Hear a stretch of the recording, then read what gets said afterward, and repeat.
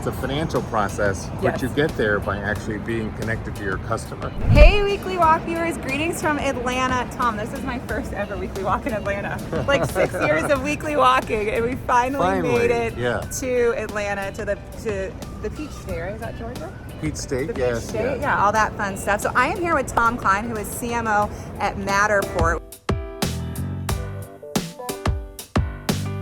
We just did a whole deep dive on the digital twin. We won't make you do that here, but when I first met you, you were CMO at Mailchimp. So we've known each other a while. He's now getting to do Weekly Walk, which means you're officially part of the OpenView fam when you do the Weekly Walk. So first question for you, and we talked a little bit, you were on a call that we had done last week, but as a marketing leader, I feel like big conversation right now is spending in a downturn market. How are you thinking about that, or your fellow marketing leaders that, you know, early stage founders or early stage marketing leaders should be thinking about?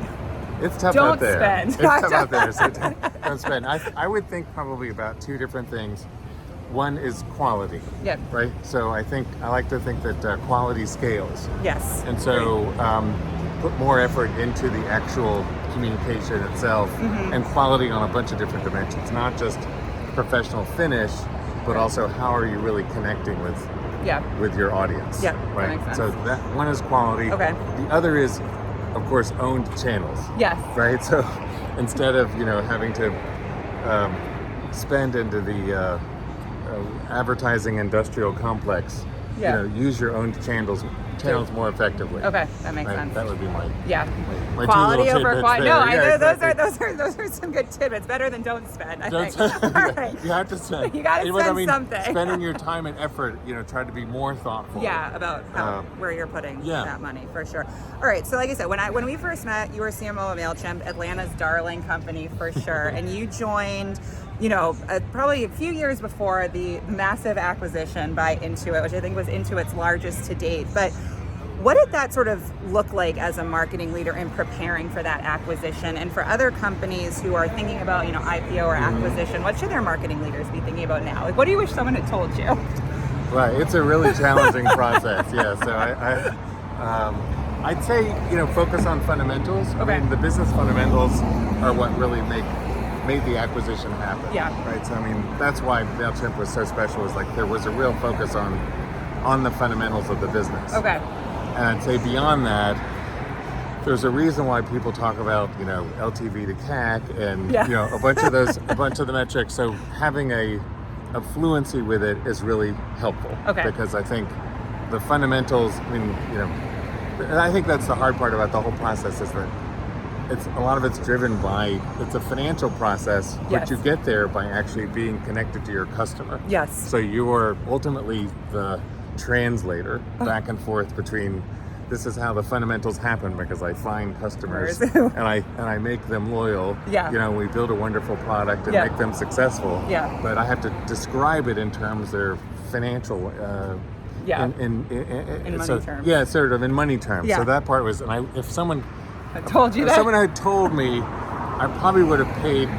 I might have documented things more. Okay. If you'd said, I'm going to have to explain why we did a thing 4 years ago between October and November, I was like, oh my gosh, I can't even remember. That would be one thing. And the other was just the challenge of the process itself. Yeah. I probably would have brought more of my team into the process. Okay. Because the hard part for me personally was, a lot of times it's a secret. Yeah, Like when that's true. going on, and I'm so sort of personally close to my team that I found it very challenging to try to keep such a big secret. Yeah, from them. It was really hard on me. Yeah, that makes sense. Yeah. So right things out. Well, now they have you telling them what to prepare for. So you are the you that you needed 3 years ago. And my last question for you.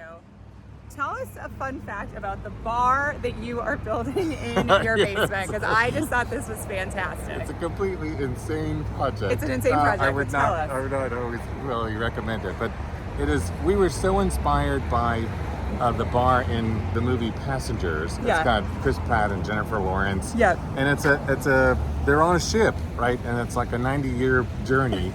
And the bar and the set design was so incredible. We just decided we wanted to rebuild it, and it's like an Art Deco gone crazy. And so one fun fact about it is that it's not just a regular Art Deco bar. It is itself itself inspired by The Shining. Yes, which I did not know. And so it's got all these, like most wonderful design has a lot of layers to it, a lot of meaning to it. Yeah. And so I think that'd be one fun fact about it. And Tom's going to have us all over when the bar is done. But in the meantime, we got to 2 months, yes. 2 months. But in the meantime, go watch Passengers so you can see what Tom's basement going to look like. Check it out. Yes, Tom, thank you for walking with me. And Weekly Walk viewers, we'll see y'all soon. Bye, guys.